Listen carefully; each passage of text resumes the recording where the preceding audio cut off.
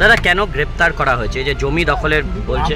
দাদা জানি না, আমি দখল করতে জানি না, আমি কিছু জানি না, আমাকে ফাঁসানো হচ্ছে, আমি এগুলো জানি না, জমিনের সম্বন্ধে কি আছে আমি কিছু জানি না। দেবাশিস প্রামাণিককে চেনেন? না, আমি চিনি না। আপনার সাথে তো জমির কারবার রয়েছে। না না না দাদা, এই যে জমি দখলের অভিযোগ, জমি দখলের অভিযোগ, কি বলবেন?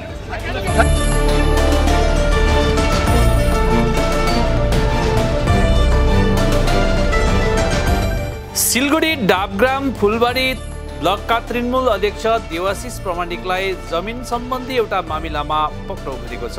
त मामिलामा 2 जना अन्य व्यक्तिलाई पनि पुलिसले पक्राउ गरेको छ। बुधबार राति एनजेपी थाना पुलिसले देवाशिष प्रामाणिक लगायत 3 जनालाई पक्राउ गरेको छ। तिनी पक्रा परेपछि पार्टीका समर्थकहरूको थानामा घुइँचो लाग्न थालेपछि सुरक्षा व्यवस्थालाई ध्यानमा राखेर देवाशिष प्रामाणिकलाई त्यहाँबाट अन्तमा सिलगढी पुलिस थानामा लगियो। पक्रा पर्ने 3 जनालाई आज बिहिबार जलपाइगुडी अदालतमा पेश गरियो।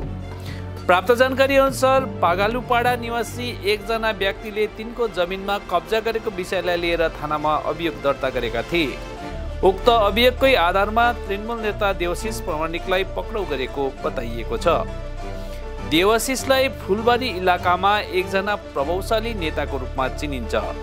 एक समय तिनी जलपाइगुडी जिल्ला परिषद अधिकारीको पदमा पनि थिए। पक्रा परेपछि तथापि तिनले मुख खोल्न चाहेका छैनन्। দাদা, আপনাকে গ্রেফতার করা হলো, কি বলবেন? দাদা কেন গ্রেফতার করা হলো? দাদা কেন গ্রেফতার করা হলো? এত বড় পদে রয়েছেন। হ্যাঁ দাদা, কেন? अर्कोतिर पक्रा पर्ने विमल राई नामक 1 जना व्यक्तिले भने मलाई कुन मामिलामा अनि किन पक्राउ गरियो भन्ने कुरा थाहा छैन। দাদা কেন গ্রেপ্তার করা হয়েছে? যে জমি দখলের বলছে। দাদা জানি না, আমি দখল করতে জানি না, আমি কিছু জানি না, আমাকে ফাঁসানো হচ্ছে, আমি এগুলো জানি না, জমিনের সম্বন্ধে কি আছে আমি কিছু জানি না। দেবাশিস প্রামাণিককে চেনেন? না, আমি চিনি না। আপনার সাথে তো জমির কারবার রয়েছে। না না না না।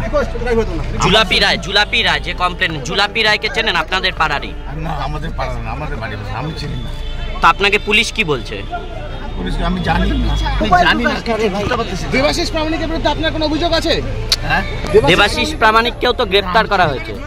আমি জানি না, চিনি না।